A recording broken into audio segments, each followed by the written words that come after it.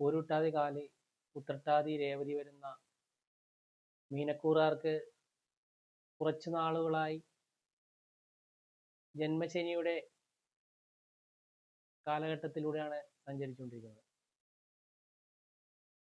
പൊതുവെ എല്ലാ കാര്യങ്ങളിലും തടസ്സങ്ങളും രോഗ അരിഷ്ടതകളും സാമ്പത്തിക നഷ്ടവും ഇവയെല്ലാം ഉണ്ടാക്കുന്ന ഒരു കാലഘട്ടം തന്നെയാണ്. എല്ലാത്തിനും മടി, അലസത, ഇറങ്ങി പുറപ്പെടുന്ന പല കാര്യങ്ങളും തടസ്സങ്ങളും എല്ലാം നേരിടുന്ന ഒരു സാഹചര്യം നിലവിൽ ഇവർക്കും ഉണ്ടായിരുന്നു. എന്നാൽ ഈ ജൂൺ 2 വ്യാഴമാറ്റം ഇവർക്ക് അല്പം ആശ്വാസം ലഭിക്കുന്ന ഒരു സാധ്യതയാണ്. അതായത് വ്യാഴത്തിന്റെ 9ലേക്കും 11ലേക്കുമുള്ള വിശേഷാൽ ദൃഷ്ടി ഇവർക്ക് ഈ വർഷം നേട്ടങ്ങൾ ലഭിക്കുന്ന ഒരു സാഹചര്യമുണ്ട്. അതായത് പൂർവികരുടെ സ്വത്തുക്കൾ കൈവശം വരുവാനും ഗൃഹ നിർമ്മിക്കുന്നവർക്ക് പൂർത്തിയാക്കുവാനും ഉള്ള സാഹചര്യം ഈ വർഷമുണ്ട്. ശനി, 7 ശനിക്കാലം എപ്പോഴും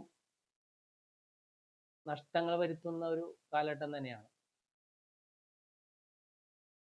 അപ്പോൾ ആ നഷ്ടം ഗൃഹം നിർമ്മിക്കുന്നത് വഴി അത് ഒരു നേട്ടമാക്കി മാറ്റിയെടുക്കാൻ സാധിച്ചാൽ അത് വളരെയധികം ഗുണങ്ങൾ നൽകുന്ന ഒരു കാര്യം തന്നെയാണ്.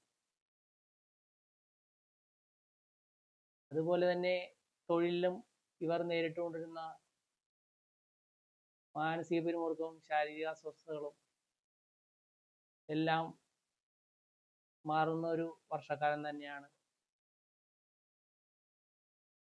മടി, അലസത ഇവയെല്ലാം മാറ്റിവെച്ചാൽ ശനി എപ്പോഴും മന്ദോ അലസത, എല്ലാ കാര്യങ്ങളിലും മടി, അലസതയെല്ലാം ഉണ്ടായിരുന്നത് ഈ വർഷം അതെല്ലാം മാറ്റിവെച്ച് കഴിഞ്ഞാൽ ഇവർക്ക് ഈ വ്യാഴത്തിന്റെ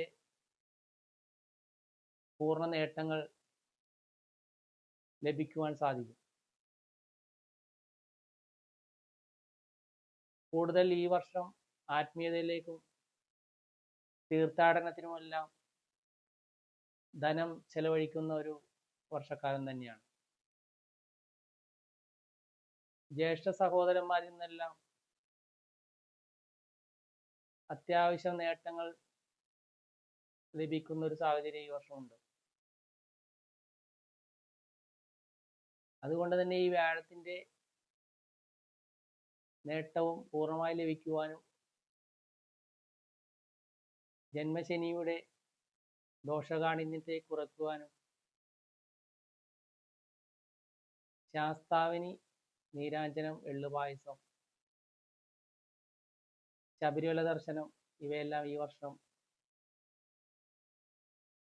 പരിഹാരം തേടേണ്ടതാണ്.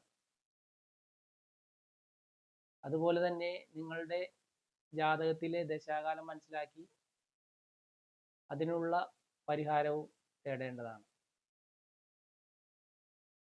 നിങ്ങൾ താമസിക്കുന്ന ഭവനത്തിലെ വാസ്തു കൃത്യമായി പരിപാലിച്ച് ഈ വ്യാഴത്തിന്റെ പൂർണ്ണ ഗുണഫലങ്ങൾ ഏവർക്കും ലഭിക്കട്ടെ. ഏവർക്കും വിഷു ആശംസകൾ.